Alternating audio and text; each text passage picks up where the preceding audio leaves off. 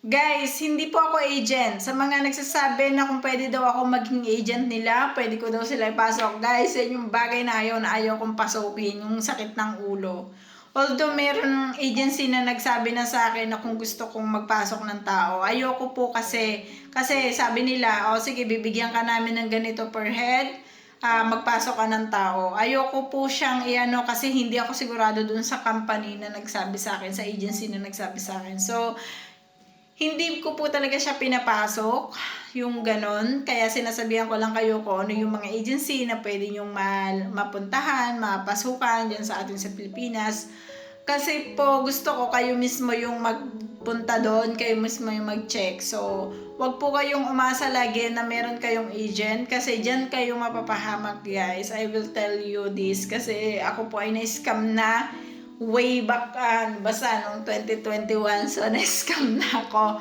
Nasa mahigit pong 160,000 yung nakuha sa akin. Kaya please lang guys, beware of agent. Hindi ko sinasabing lahat, pero beware na lang. Kayo na lang yung mag-ingat, be vigilant para hindi kayo ma-scam. So, wag nyo akong i-push na maging agent nyo dahil pag naging agent nyo ako, mahigpit akong maging agent. Kaya hindi siya pwede sa akin. Hindi talaga siya aari sa akin kasi masyado akong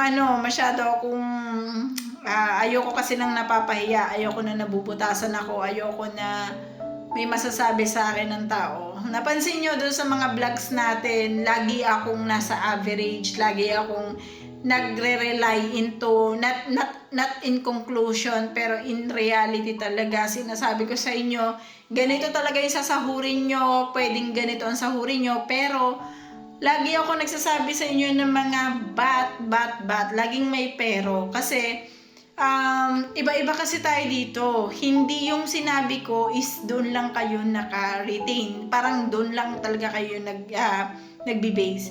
Hindi po ganon. Guys, pagpunta nyo dito, maiintindihan nyo ako. Si company A maganda, si company B pangit, si company C mas pangit. So, hindi pare-pareho ang company. Parang Pilipinas lang to guys. Okay? Sa Pilipinas, kapag ikay nagtrabaho sa Manila, malaki ang sahod. Pagdating sa Laguna, is naka-provincial rate. Pagdating sa province, talagang maliit ang sahod. So, same lang din kapag nandito ka sa Czech Republic. Ganyan din po sa amin. Kapag ang iyong company is maganda, sa food processing, medyo maganda, yan.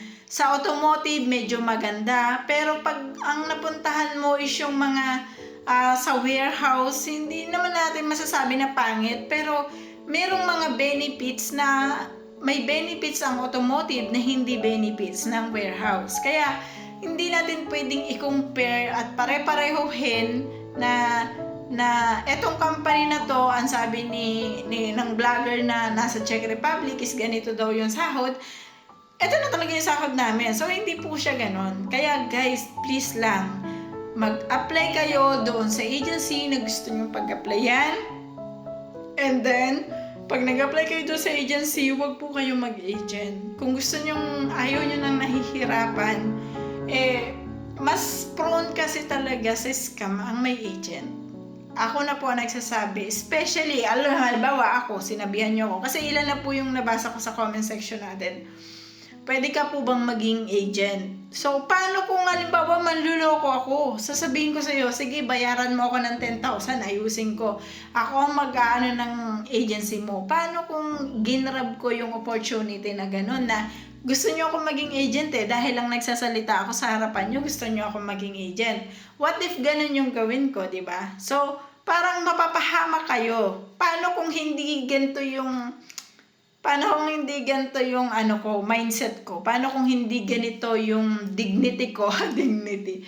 Yung di ba? So, mapapahamak talaga kayo kasi ilan na po talaga nagtanong sa akin na kung pwede nila ako maging agent. So, sa akin kasi hindi ko talaga siya pinasok kasi ayoko po ng sakit ng ulo. May nag-reach na sa akin na agency na ganyan. Pero hindi ko po siya pinasok kasi ayoko ng sakit ng ulo. Ayoko kasi na baka hindi mangyari tapos sa akin i-blame. So, imbis na wala akong problema, magkakaroon ako ng problema. 'Di ba? So, yun yung ayoko. Yun yung ayoko talaga siyang maranasan. Kaya, guys, be vigilant. Huwag kayong basta-basta mag-ano na porque maayos yung tao na kausap nyo is pwede nyo na siyang maging agent. Yan. Lalo na ako. Huwag nyo po akong asahan sa bagay na yan. So, yun lang. Thank you.